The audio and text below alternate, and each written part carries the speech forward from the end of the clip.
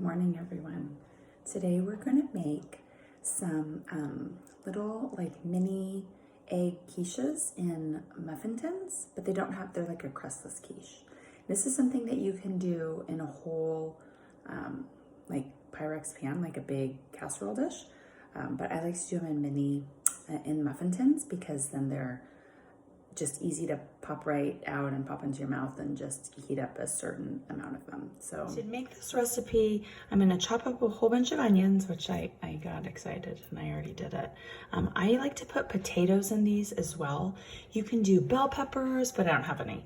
I've got some spinach, frozen spinach that I'm gonna use that I'm gonna saute in after these get soft. And then I'm gonna put those into the muffin tins. I'm gonna butter these a little bit.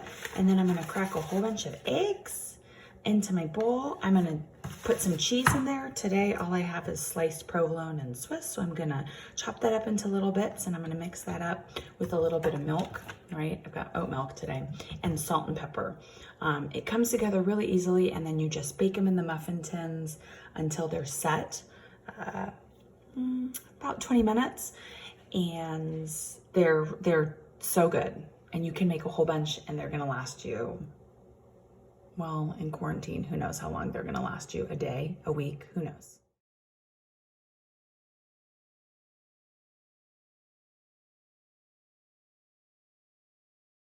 So now I need to saute the onions and the potatoes. That's important. Just get very like stuck to the bottom. Oh, and fly out. Oh. Flying all over. You can deglaze the pan, right? Getting the bits off the bottom with, you can use broth. I'm using water. And we want to make sure that we're cooking these potatoes through. They should not be hard. We need to cook them, even though we're going to bake them, because it's gross. Like if you have the raw potato, it's bad news. So we want to just keep cooking these down. You saw it, just listened, it got really quiet. We're going to keep cooking these down until they are fork tender. I'm going to add a little bit of my smoked paprika because it's, oh my gosh.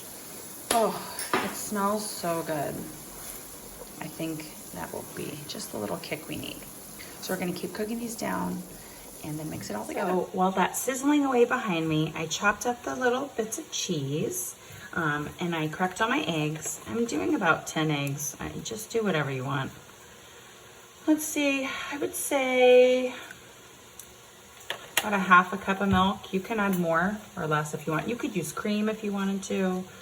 And I'm just putting in cheese, and it's any kind of cheese. It's kind of just whatever you have. If you've got leftover vegetables from the night before, sometimes I make these at nighttime, and then we just have them ready for the morning. So it's like when you're cleaning up dinner, you can always just chop up if you have meat, whatever, chop that up and put that in. I'm getting a fork. I'm back with my fork, and I'm just gonna whisk it all up. So while my things are cooking back there, right, I'm just whisking this up. And again, what if you only have 4 eggs? Great, then do 4 eggs, just a little bit of milk. So we're just trying to get it to a nice scrambled eggs kind of consistency. This has some remnants of the spinach in there. The rest of the spinach is in the other pan, thawing out. Seasoned salt and pepper. A little more salt. Now I'm gonna go check on my stove. I thought I was only gonna use the small pan, but I made a lot of potato parts of it. So after everything was sauteed, right? Ooh, I'm gonna sneeze, but I'm gonna cover my mouth with my elbow. Oh, after they finished cooking, I used my big muffin scoop just to do and all of those things. And now I have my eggy mixture over here with the cheese, salt and pepper. And now I've got to get that in here. And you need to make sure that you get some cheese in all the little bits. So I'm just going to use my scooper again. and get them all in. So see how they are like sinking down? You can see, oh, that's got a lot of cheese. So maybe this one wants to share some cheese over here. So I'm just gonna spread all of the egg mixture out amongst these guys.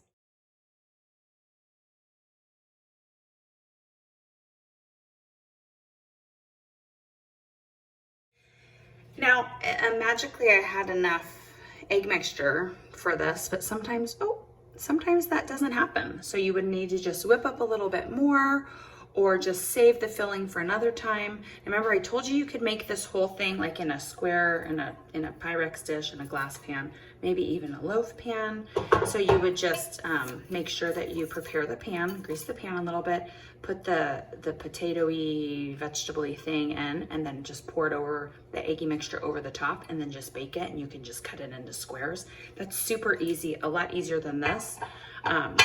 But I think then this afterwards is much easier, because then I can just pop these out, store them in containers, and then they're ready for just when you need a little eggy bite. So here we go. Here's our yummy little egg cup, quiche's crust, whatever you want to call them. They pop right out and they are delicious. Happy cooking. Thanks for coming.